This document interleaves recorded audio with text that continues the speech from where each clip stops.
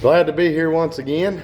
Glad to see everybody that could make it this afternoon with all the things going on.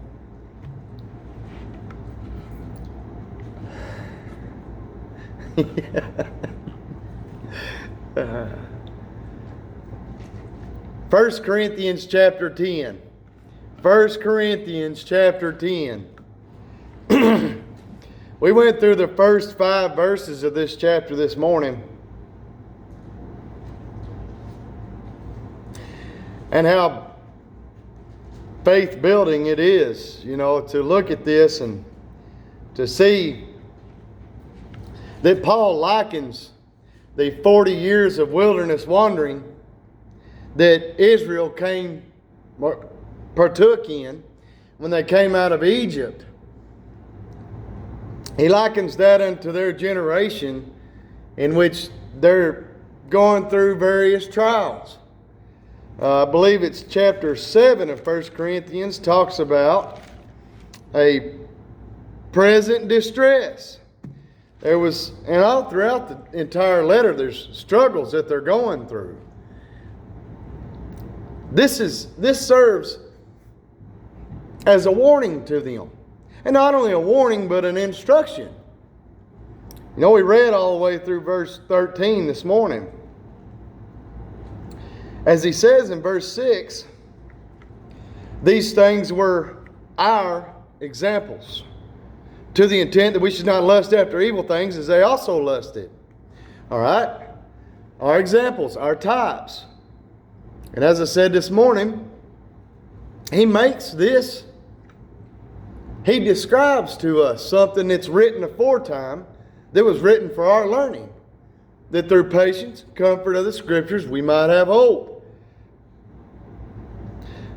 This time in the church's history, as they were suffering persecution mainly from the Jews, there were times they suffered at the hands of the Gentiles, mainly when they stepped on the Gentiles' toes. They turned the Gentiles' minds away from worshiping their false gods. And, like that time, Paul, he had a little damsel, a little lady, following him and Silas. And she was proclaiming that these are the men that turn people unto the Most High God. And Paul got wearied because she kept over and over and over doing this. So he turns to her and he cast out that spirit of divination. Well, it turns out she had some masters that were making some pretty good money off her divination. They got upset. Had Paul arrested. Times like that, they stepped on the toes of the Gentiles, but for the most part, that persecution came from their own kinsmen, the Jewish brethren that were against them. Even to the point they had false teachers creeping into the church that were teaching these Gentiles, you need to be circumcised after the manner of Moses. You need to keep all the law of Moses. But no such thing was commanded on them. Acts 15, they have certain things they need to abstain from, but obviously not to keep the law of Moses. Paul says these are our examples. These are our types. He says this is a material type, and we, brethren, are the spiritual anti-type. So that we, brethren, should not lust after evil things as they also lusted. Now, looking briefly through verses 7 through 10, I want to note some things. Verse 7 says, he says, neither be ye idolaters, as some of them. As it is written, the people sat down to eat and drink, rose up to play. It said this morning, and if you have a good reference Bible, it's going to have in your margin a reference to Exodus 32. During that situation, they had grown weary of waiting on Moses to descend from the mount with the law of God and decided that we need gods to go before us. So that's what they cry out. Aaron's weary to that. Aaron says, all right, you bring all your gold and silver and whatnot. Bring all your gold to me. So they do this, all this jewelry. Aaron molds a calf for them and said, well, after they brought the jewelry, the gold, Aaron said, all right, tomorrow is the feast to the Lord, a feast which the Lord had not ordained. But Aaron said, see, this is what happened when man departs from the ordinance of God. They come up with their own schemes. But nevertheless, it says that he put that gold in the fire, molded a calf and all that, made them a calf, so that they could worship this calf. A calf, in the eyes of the Egyptian, was a symbol of fertility, a symbol of prosperity. Their riches were much like Abraham's. They were in flocks and herds, not necessarily gold and silver, but flocks, herds, and children. That was their riches back in that day. So a calf would be something that would be a symbol of prosperity and fertility and abundance, increase. In verse 7, as he says, the people sat down to eat and drink and rose up to play. If you read through that entire account in Exodus 32, you're going to find out they were running around playing naked. This was a mess. What some would define as an orgy today. They had committed their idolatry in worshiping this image. Yes, it was an image. But they bowed down to it. They sang praise unto it. And they rejoiced in it. God tells Moses, you get down there. They've already broke my covenant. They have already transgressed my command. Idolatry. You know, he says later on, Paul does, in this verse 19, he says, what say I then? That the idol's anything? Or that which is offered in sacrifice to idols is anything? It's as if he's saying, let's just use a wooden figurine for a second. A wooden figurine. Somebody declares it's an idol. All right? This represents the God that I worship. What Paul is saying in that verse 19 is that little wooden figurine anything in and of itself? No, it's not. No, it's not. Look at verse 8. He says, neither let us commit fornication, as some of them committed and fell in one day, 23,000. Numbers 25 verses 1 through 9 records this. They committed whoredom, fornication, sexual immorality with the people of the Midianites. They were commanded strictly not to join themselves unto these people, unto any of the Gentile tribes, because when they did, it was going to defile the purity of the people themselves. God wanted a pure people unto himself. Well, that bloodline, is there anything wrong in and of itself? No. There was a spiritual lesson he was teaching them in this. Look at verse 9. Neither let us tempt Christ, as some of them also tempted and were destroyed of serpents. Numbers 21, verses 5 and following. This is where they did murmur. They complained. You brought us out here to die.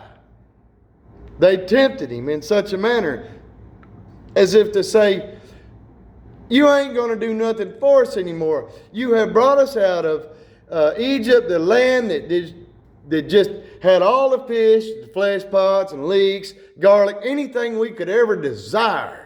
It was there. And you brought us up out of that abundance to starve us out here in the wilderness and to kill us. That's the kind of tempting that they were doing. You ain't big enough to save us. You brought us out here and abandoned us, and you ain't big enough to do anything about it. Essentially is what they're saying. They tempted him. Paul informs us that they, in fact, tempted Christ. They were destroyed of serpents. So God sent fiery serpents in and among the people, and it bit some of them, and those whom it bit, it killed. They died. They were punished by God. So they cried out unto the Lord. You notice the murmuring, the tempting, the complaining, the lack of faith that these people had in them caused God, well, it was their sin. Lack of faith. Faithless. Being perverse in their own ways. God punished them with fiery serpents. Serpents that went in among the people and struck them. And when it struck them, they died. So the people are groaning and moaning for the distress of these fiery serpents. And they do what? They cry unto the Lord. Holler out to Moses, hey, do something about this. So Moses entreats the Lord, and the Lord tells him to do what? You make yourself a brazen serpent, put it on a pole, and it shall come to pass, whoever looks steadfastly upon that serpent, upon that pole, shall be saved. And that's what happened. Each and every one of these situations, the people had, well, let's go on to verse 10 before I say that. Neither murmur ye, as some of them also murmured, and were destroyed of the destroyer.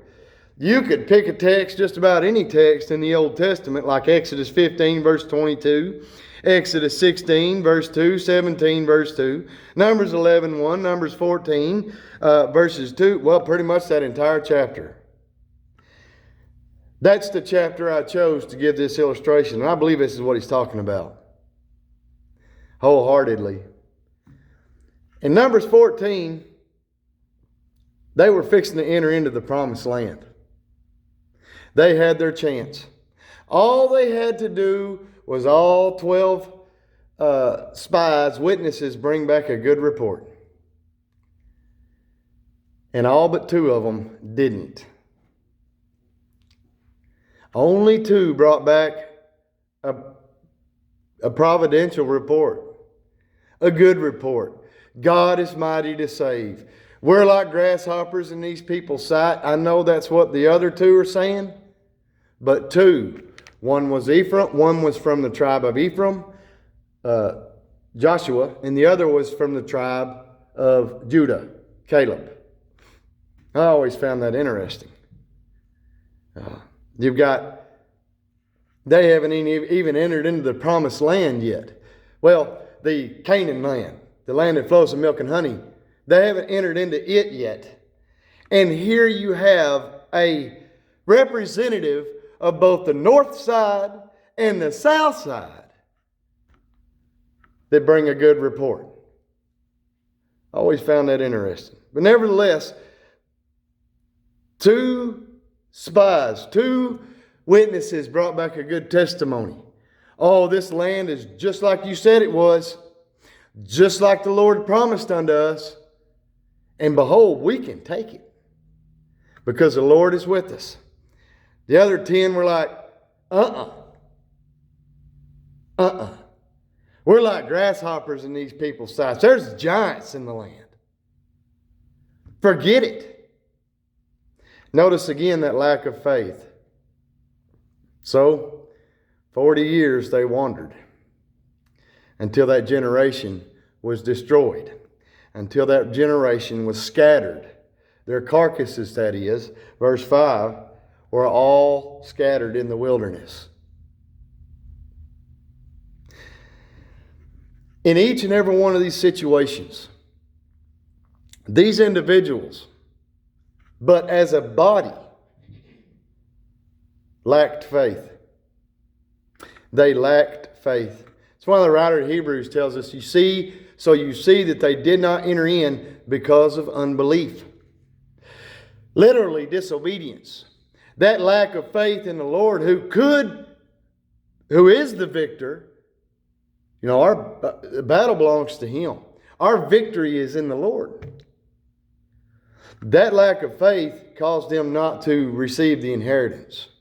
As a matter of fact, they were scattered all over that wilderness wandering. They messed up, they sinned because they got a little complacent and really took the Lord for granted. And in doing so, when they got into rebellious sin, God judged them.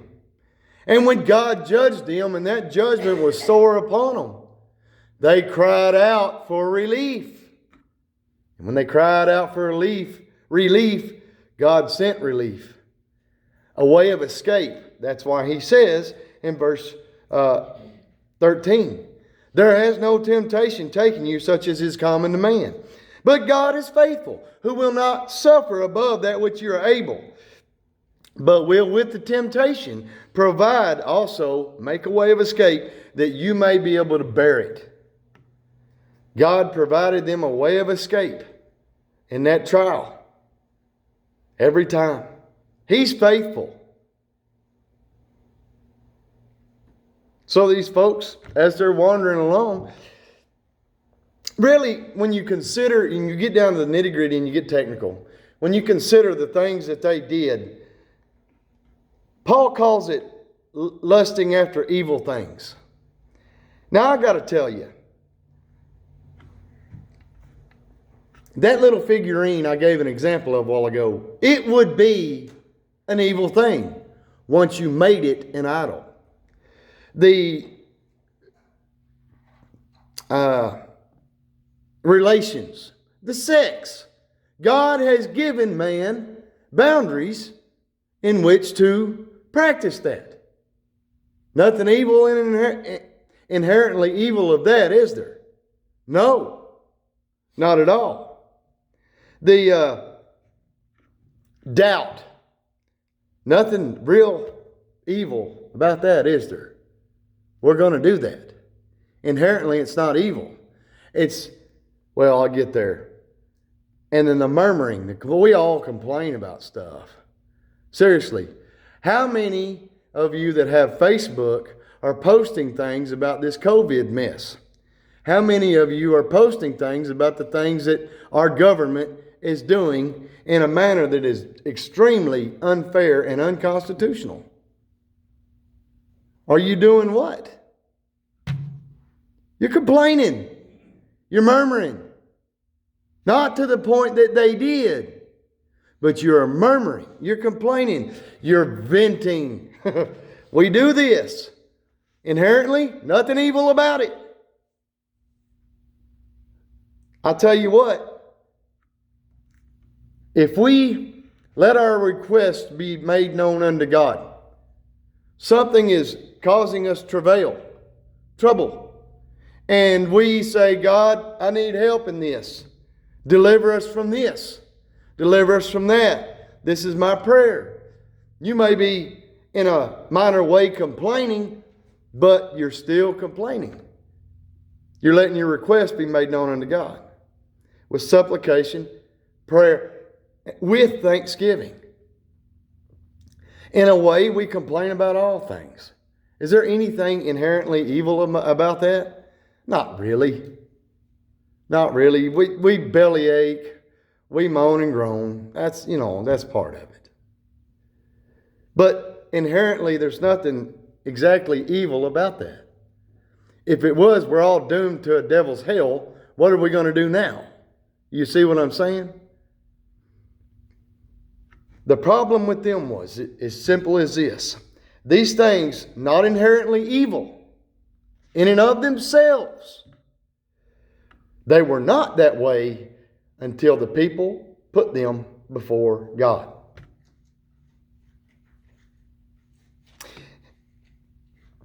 Anything that those folks put before the Lord their God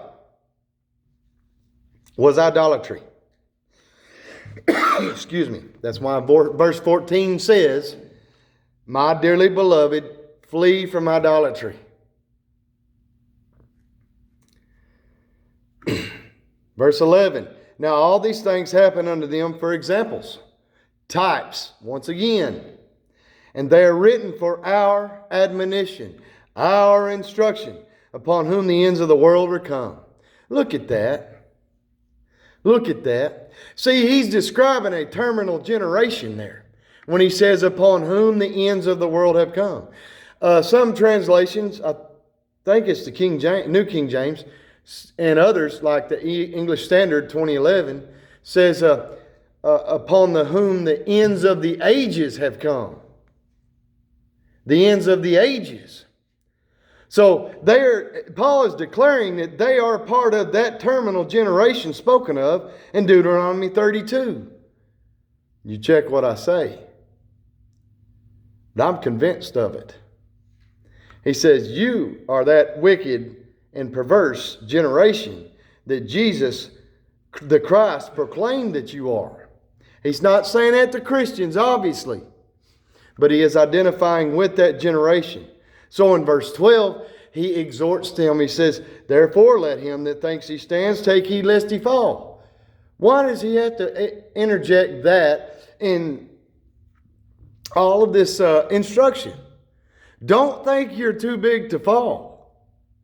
Obviously. Don't be so puffed up and thinking you're so holier than thou and so impenetrable that you cannot fall. He's saying the same thing that John said in 1 John 3. You know, if we say we have no sin, we make him a liar and the truth is not in us. So in verse 13, he tells you, he says, all these temptations, they're common to mankind. But God will provide a way of escape so that it would, to be tempted above that ye are able, is to be overtaken in it. To be overtaken in that. They were overtaken in this because they willingly subjected themselves to these things.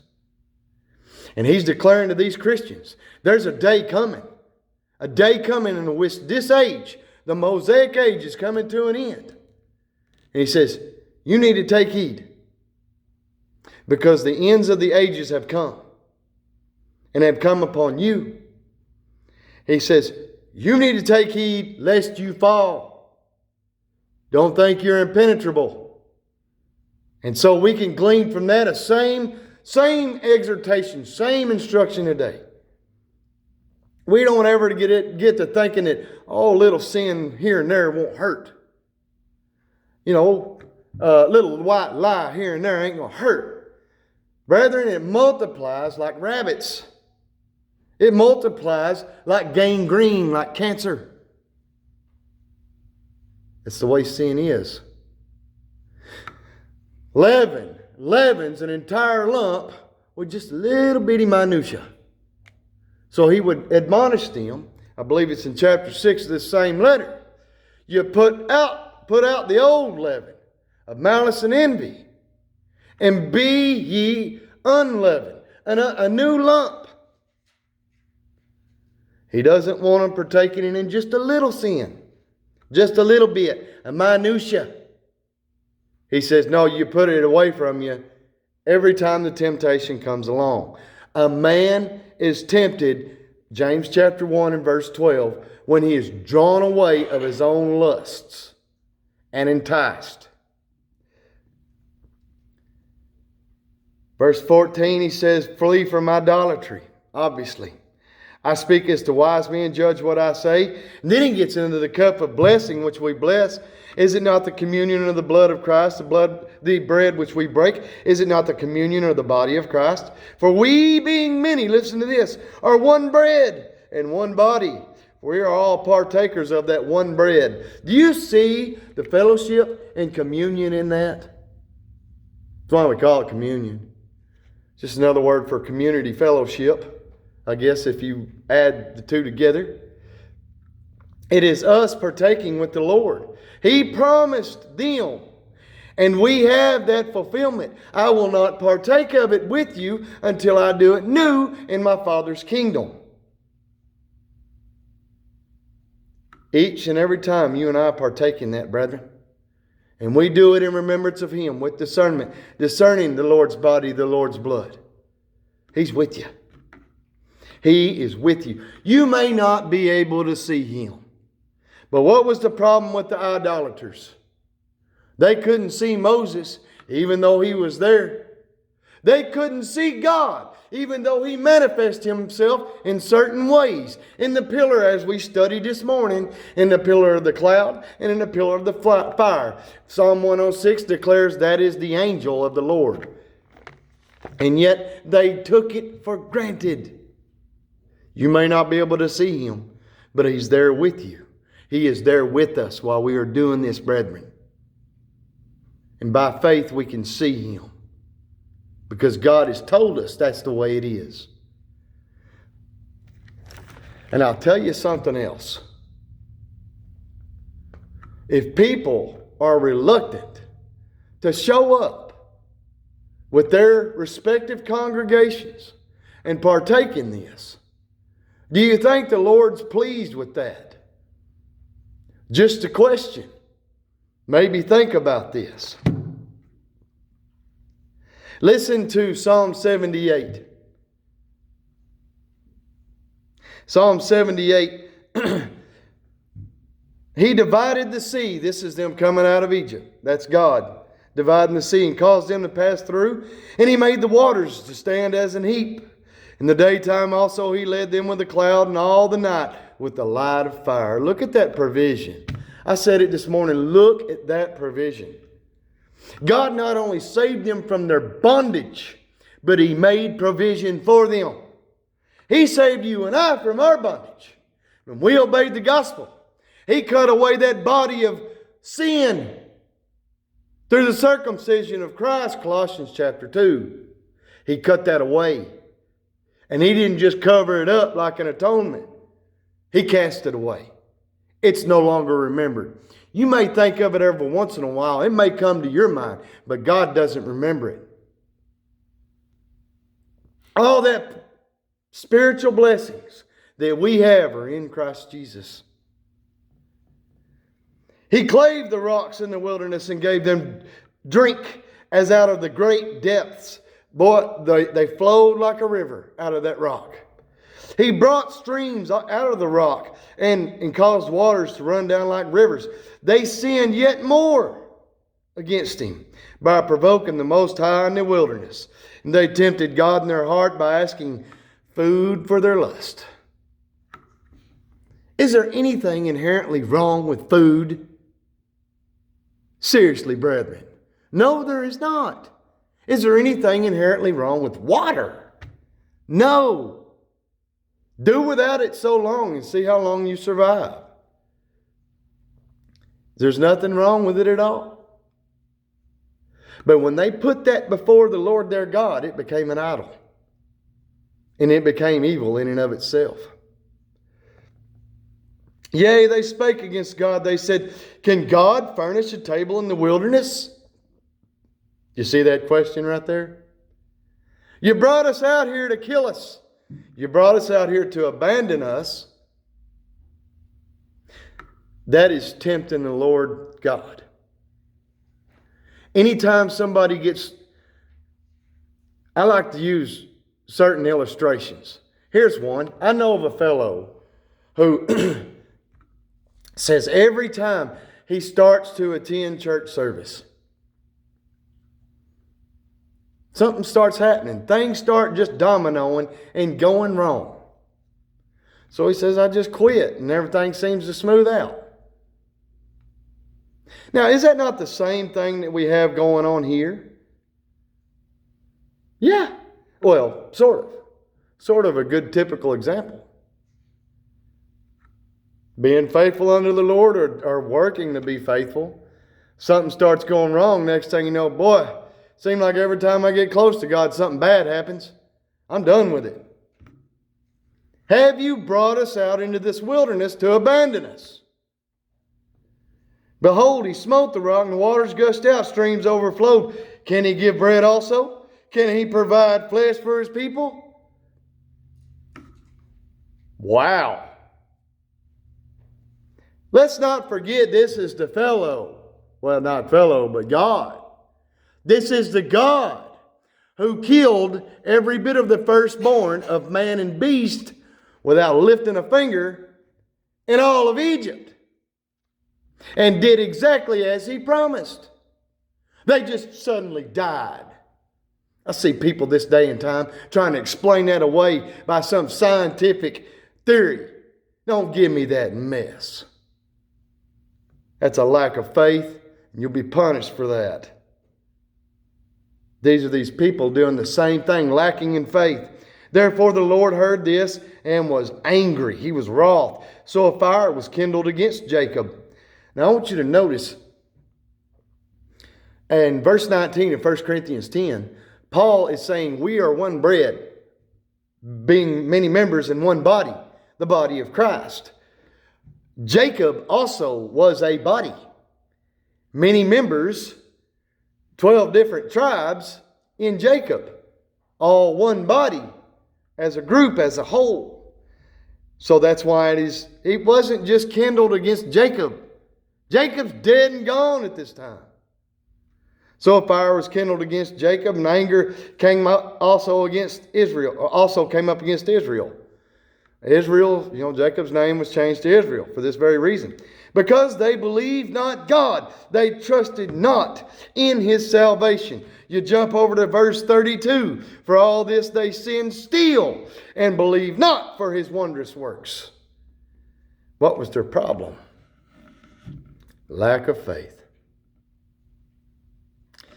Anytime you and I are guilty of these very same things that are mentioned here in 1 Corinthians 10, verses 6 through 10, we're just as guilty as idolatry, as they were, of idolatry and lack of faith as they were. We're just as guilty. Shall we go through the struggles of this life and cry out, woe is me, why God, why? I'm fed up, I'm done, I've had it. Shall we do that? Or is that an echo of what we have read about in 1 Corinthians 10 and Psalm 78? I believe it is, brethren. We can confess our faults one to another, and we can tell our burdens to one another so that we can help one another and so fulfill the law of Christ. That offer stands today. If you have a need, a temporal need or spiritual need, whatever it may be, we invite you to come as we stand and as